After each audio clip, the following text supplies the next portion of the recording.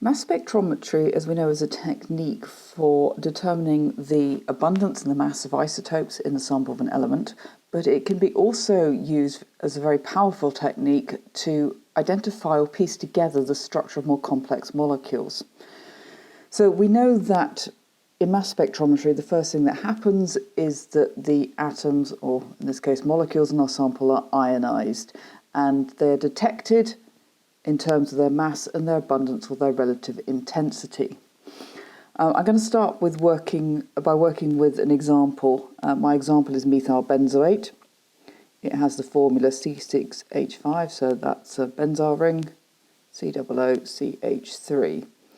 And either via electrospray ionization or being bombarded by high energy electrons, we would expect the molecules to lose an electron to become positively charged ions. And if we were to look at the mass spectrum, since the molar mass of methyl benzoate is 136, we would expect to see a peak on the spectrum at 136. So let's have a look at this spectrum. Well, we do indeed see a peak at 136, and this is known as the M+, or the molecular ion peak, i.e. corresponds to the molar mass of the whole molecule minus an electron as it's gone through the mass spectrometer. However, we can also see that we've got a number of other peaks, and in fact this is probably a very simplified mass spectrum for methyl benzoate. There are lots of other peaks. So why is that happening? How is that possible? The first thing to appreciate is that when we take a molecule of this size and put it through a mass spectrometer, bombard it with high energy electrons, the likelihood is that this molecule is going to fragment or break apart, or at least some of these molecules. You need to remember that however small your sample is, there are still billions of molecules going through the machine. So some of them are going to break up, and in fact it would seem quite a lot of them are going to break up. And when you look at the structure of a molecule, we can use the fragmentation pattern, we can identify what fragments are responsible for which peaks, and from there we're able to maybe piece together the structure of an unknown molecule. So let's have a look at our most abundant peak, the one with the highest relative intensity. This is known as the base peak. Base peak. And we can see here that it has got a mass of 105. What fragment would give us a mass of 105? Well, if we lost OCH3 during the ionization process, then this part of our molecule here indeed has a mass of 105. We can write this in the form of an equation. So you can see here that we've got the equation for ionization to form, let's put my bond in there, to form the actual molecular ion peak, i.e. just an electron gets knocked off. However, if my molecule were to fragment, then I would have a fragment of C6H5CO. Square brackets are optional, but I think it makes it nice and clear, plus the OCH3. Now, when a molecule fragments, only one half of it, one of the fragments, picks up the positive charge, and that is what is picked up by the detector and turns up on our spectrum. The other fragment is a free radical, and since free radicals are not charged, not positively charged, they're not picked up by the detector. However, it's important to realise, because there are billions of molecules going through this machine, what I'm doing here, it's entirely possible that the C6H5CO becomes a fragment and the OCH3 becomes the positively charged ion, in which case we'd expect to see a peak at mass 31. And if we go back, is there a peak at mass 31? Yes, there is. It's very tiny, but it is there. What does that tell us? It just tells us that when the molecule fragments the positive charge, the ion tends to be the heavier fragment, not the lighter one. Let's have a look at another peak here The next most abundant or relatively intense peak is the one at 77. So what fragment would cause a peak at 77? In this case, it's where our molecule fragments here between the benzyl ring and the carbon. And this here, C6H5 plus, C6H5 plus, has a mass of 77. So in terms of looking at it on this picture here, if we fragment so that we end up just with C6H5, can I draw a wiggly arrow? It's going to make some sense, I think. We'd get C6H5 plus COOCH3. In an exam, it doesn't really matter whether you write it as a radical or just as the fragment. The important thing to appreciate, though, is that if the ion turns up on the detector, it has got to be positively charged. Quite often, exam questions don't ask you for the fragment that shows up on the peak, on the spectrum. They ask you to identify the group of atoms lost, in which case you do not want to give it a positive charge, because if it's got a positive charge, it's on the spectrum, it's not the atoms lost.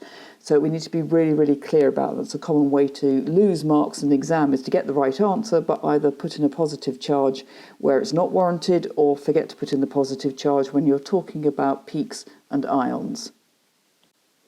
So to be really clear, for example, if I were to write that we've got mass charge ratio, we've got a peak at 77, and it's caused by the C6H5 fragment, that would get no marks in the exam because I have left out the positive charge even when writing it in the sentence. So language and your accuracy is absolutely key at A-level.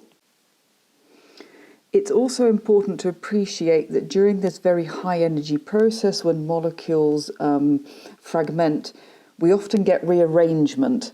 So it's not just a simple case of the molecule breaking in this place or that place and the fragment turning up. So a number of these peaks are due to rearrangement of the fragments and ions as they pass through the ionization process, not just simple fragments themselves. Let's have a look at the end of the spectrum for methyl benzoate in a little bit more detail. I've chopped it off and blown it up here, as you can see. So we know that at MZ136 we've got the molecular ion peak, or the M+ peak, and that's for the whole molecule with the electron being knocked out, being detected. But as we can see here, we have got peaks that indicate there are ions heavier than the molecule in this sample. How can that be? We need to remember that approximately 1.1% of all carbon atoms, carbon atoms, are the isotope carbon-13. So in all molecules, but particularly the bigger the molecule, the more this is likely to be, we are going to see isotope peaks. And these are often known as the M+1. Particularly at A-level, when you're asked to identify what the M+1 peak is, we're looking at the peak that indicates we have got a carbon-13, or possibly in very big molecules 2 or 3 carbon-13 atoms present. Now we can actually use this information to work out the number of carbon atoms in a molecule, because the number of carbon atoms can be identified by measuring the height of the M+1 peak, so let's say peak, divided by the height of the M+ peak, and multiplied by 100. And when we say height, you can just measure this simply in millimetres, because it is relative. So when I took my ruler to this, I found that for this particular example, the height of the M+ peak was 3.5 millimetres. The height of the M+1 peak was 3.5 millimetres. The height of the M+ peak was 28 millimetres. and that came out nicely to form 8. There are 8 carbon atoms in methyl benzoate, which is indeed true. So just be aware that that is a useful thing to know. And while we are on the subject of isotopes, let's have a look at this molecule here, 1-bromopropane. Bromine exists in 2 isotopes. We have bromine 79 and bromine 81. And they are, in this case, they are of roughly equal abundance. So some of my molecules of 1-bromopropane are going to have a molar mass of 122, and some are going to have a molar mass of 124, depending on which isotope is present in the molecule. So when we look at the mass spectrum, we can see that really, really clearly here. I've got 2 M+ peaks. I've also got 2 M+1 peaks, so the 1-bromopropane with 79 bromine and a carbon 13, and similarly for the bromine 81. And we can see also that they are of equal relative intensity, which reflects the fact that bromine 79 and bromine 81 are present in roughly a 50% ratio. And finally, a word on high-resolution mass spec. This seems to have turned up as a bit of an afterthought, both in textbooks and on the A-level syllabus. All it means is that we have mass spectrometers with the ability to detect or measure the masses of atoms and molecules to 4 decimal places. And there are times when this is really useful. As you can see here in my example, particularly with molecules with a very high molar mass, organic carbon-based molecules, there are always more than one possibility of the actual kind of molecular formula that could give us a mass of, in this case, 200. We've got 3 here: C10H16O4, C11H4O4, C11H10O3.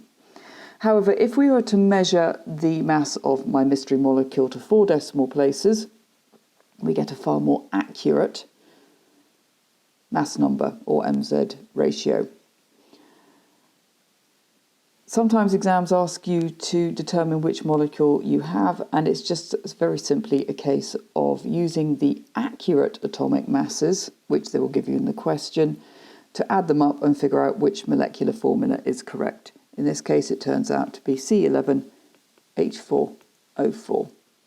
And this is simply because isotopes don't have atomic masses of exactly whole numbers, as you can see here, for example. Oxygen 16 actually has an atomic mass of, or an isotopic mass, I should say, of 15.9949. If this has been useful, hit the subscribe button, the effortless way to support your studies. And by clicking the link in the description below, it'll take you straight to Crunch Chemistry School, where you can access my free maths skills course, complete tuition, and worksheets designed specifically to build your confidence and stretch you. Together we can do this.